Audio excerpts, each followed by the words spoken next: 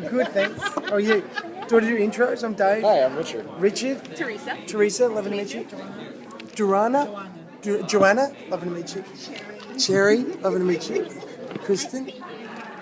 Patrick. Hi, I'm Angie. Angie. It's great Dave. to meet you. Lovely to meet you guys. I get it. I'll go for it. What am I? It's such a weird thing to be looking at. The world's largest camera. Oh, it's a pleasure. So Miles now has power. Miles? Now Miles. No. Bass. Yeah. Bass has So power. it does. Bass has power. Yeah, so. no, he does. He does. And he's got, and unfortunately, the nature of power is that it corrupts and it's corrosive, and so he wants more. There's a void in him that unfortunately probably can't be filled with all the power in the world, but he still wants to try and fill it.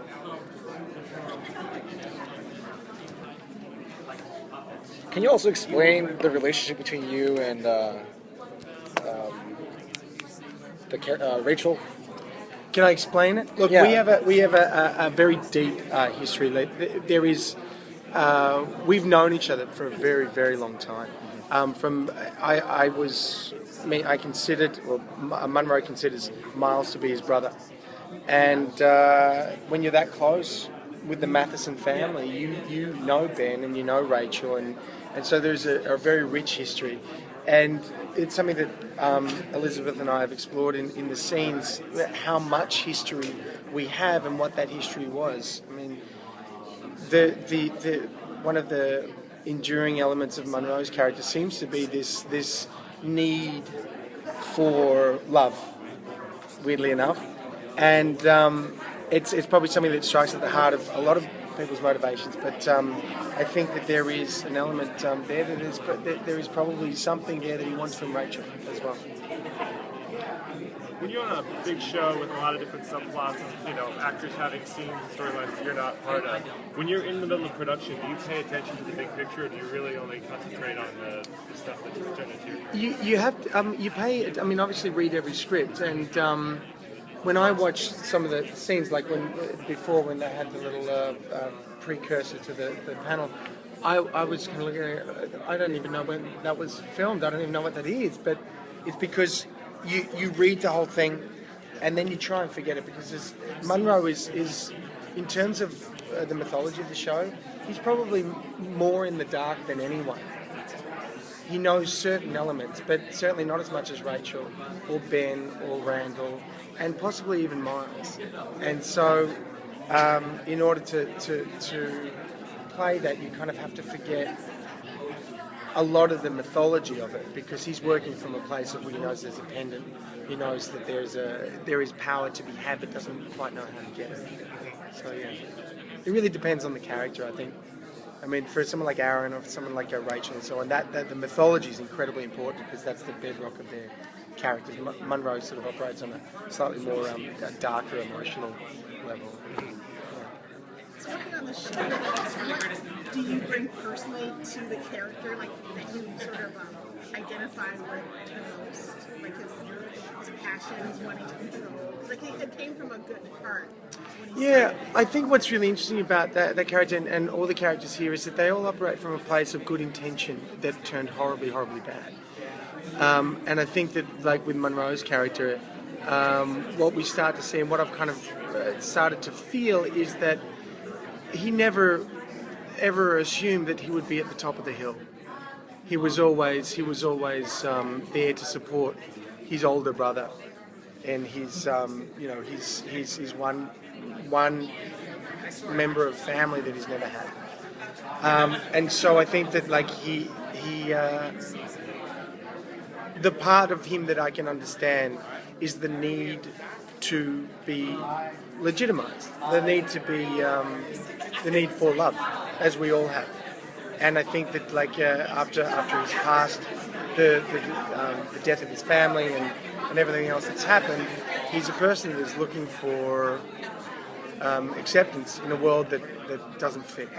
So, and that's not to say that that's necessarily me, but I think anyone can see a parallel between themselves in that environment. Are you somebody who's into like gadgets and tech? And if so, if something like this happens, like I'm is there terrible something at you'd it. miss? You're I'm like, terrible. no. I am completely technologically illiterate. I look at this, I see myself in this thing. I don't even know how that works. It's horrifying. So, look, if I could get rid of my phone, I would do it in a heartbeat because I don't understand Facebook or Twitter and things like that. I'm not that I don't understand it. I just Like understand the appeal. it scares. No, I understand the appeal, but it just scares me personally. So where do you think you would fall? Like something like Revolution happens, you're in that situation. Would you want to bring the power back? Would you want to like take advantage of it and live more simply and grow vegetables? Like where would you? I think that there is. I wouldn't know it until I was in it, but I think that there's a part of me that yearns for a much more simple life, a life that even I had 20 years ago, when a mobile phone didn't exist. Therefore, if you say you're going to meet someone at 12:30 at this place, you're going to be there, and there's a certain responsibility that comes with that. And now there's a lack of commitment, I guess, throughout that is endemic in the world, because you can quite easily be flaky because we have so many means to escape a situation. Right. And the other thing is, I like to, in terms of escape, I like to escape situations a lot.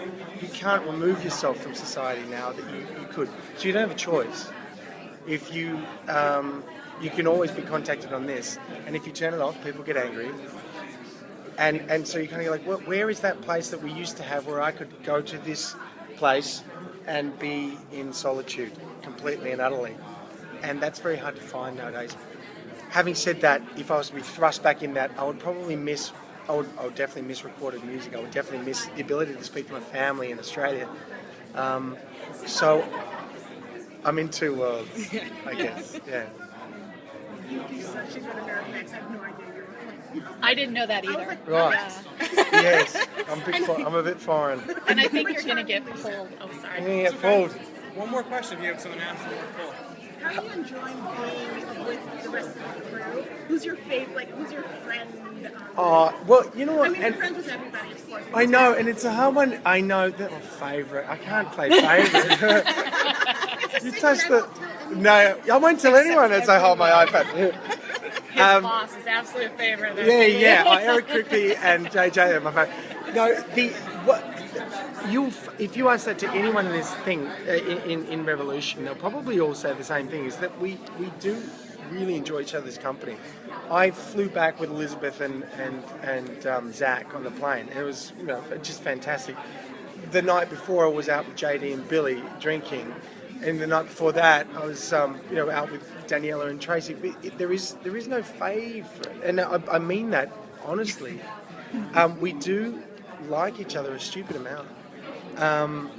And so, the unfortunate thing about losing someone like Graham from the show is that you lose a friend, and you lose. Munro does not care about Danny, but Dave cares about Graham, so it makes it hard.